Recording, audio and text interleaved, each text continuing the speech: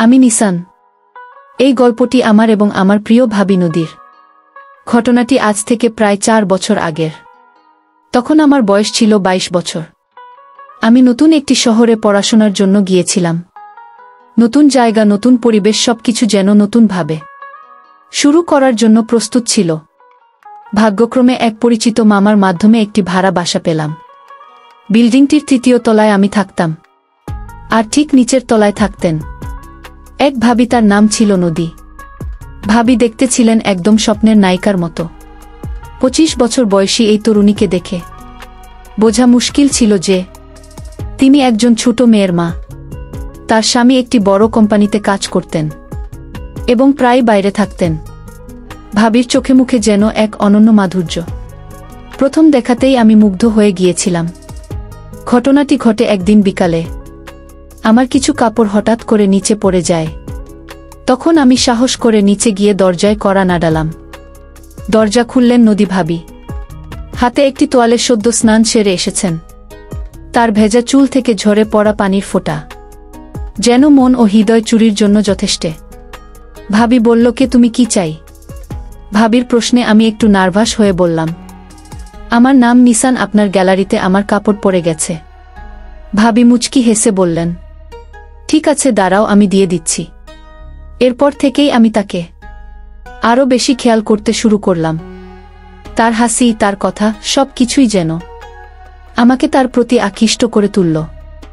কিন্তু আমি তখনও ভাবিনি যে এই পরিচয় এত দূর এগোবে। কিছুদিন পর একটি ঘটনা ঘটল। বিল্ডিংয়ের ছাদে আমি হাঁটাহাঁটি করছিলাম।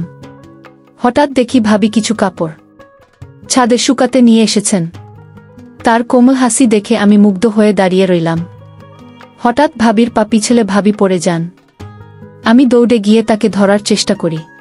তাকে সাহায্য করতে গিয়ে আমার হাত তার কোমরের চারপাশে চলে যায়। তিনি ব্যথায় কাতরাচ্ছিলেন, কিন্তু লজ্জার হাসি দিয়ে বললেন, তোমাকে ধন্যবাদ। তুমি না থাকলে জানি না কি হতো। আমি তাকে কোলে তুলে নিচে নিয়ে এলাম এবং তার ঘরে বসিয়ে দিলাম। ব্যথার ওষুধ আনতে গিয়ে তার দারুণ হাসি মুখটি আবার মনে পড়ে গেল। সেদিন থেকে আমাদের মধ্যে এক অদ্ভুত বন্ধুত্ব গড়ে উঠল। এরপর থেকে ভাবি মাঝে মাঝে আমাকে তার বাড়িতে ডেকে নিতেন। আমি তাকে কাজকর্মে সাহায্য করতাম। ভাবির ছোট মেয়ের দেখাশোনাও করতাম। ধীরে ধীরে আমাদের সম্পর্কের গভীরতা বাড়তে লাগল।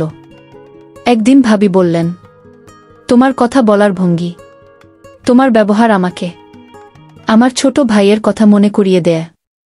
তুমি খুব ভালো একজন মানুষ। আমি লজ্জা পেয়ে বললাম, আপনাকেও আমি আমার নিজের পরিবারের একজন মনে করি। তার এই কথাগুলো আমার হৃদয় ছুঁয়ে গেল। এরপরে প্রায় প্রতিদিন আমরা একে অপরের সাথে গল্প করতাম। তিনি আমার পড়াশোনা এবং ভবিষ্যৎ পরিকল্পনা নিয়ে খুব আগ্রহ দেখাতেন। 31শে ডিসেম্বর, নতুন বছরের আগের রাতে ভাবি আমাকে ডেকে বললেন, নিসান, আজ রাতে বিশেষ কিছু পরিকল্পনা আছে, তুমি আসবে? আমি খুব উত্তেজিত হয়ে রাজি হয়ে গেলাম। আমি রাতে ভাবিদের বাসায় গেলাম।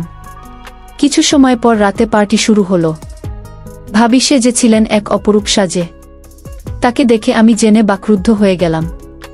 রাতের মাঝখানে ভাবি আমাকে এক কোণে ডেকে বললেন, তোমার জন্য একটা বিশেষ উপহার আছে। আমি অবাক হয়ে জানতে চাইলাম, উপহার? কি উপহার?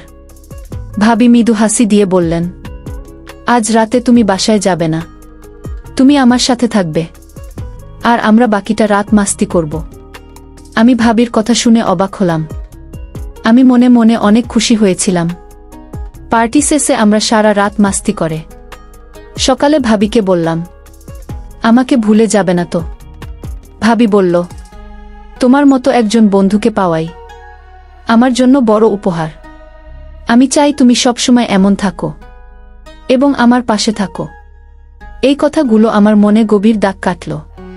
সেদিন আমি বুঝতে পারি, আমাদের বন্ধুত্বের সেই দিনগুলো আমার জীবনের অন্যতম সুন্দর অভিজ্ঞতা।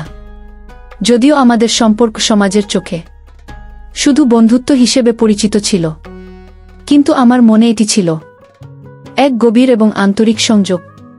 ভাবির প্রতি আমার এই অনুভূতি সব সময় আমার হৃদয়ে থেকে যাবে। এই গল্পটি আমাদের জীবনের সম্পর্কগুলোকে নতুনভাবে উপলব্ধি করায়। ভালোবাসা কেবলমাত্র একটি নাম নয়, এটি অনুভূতি, দায়িত্ব এবং একে অপরের প্রতি গভীর শ্রদ্ধা।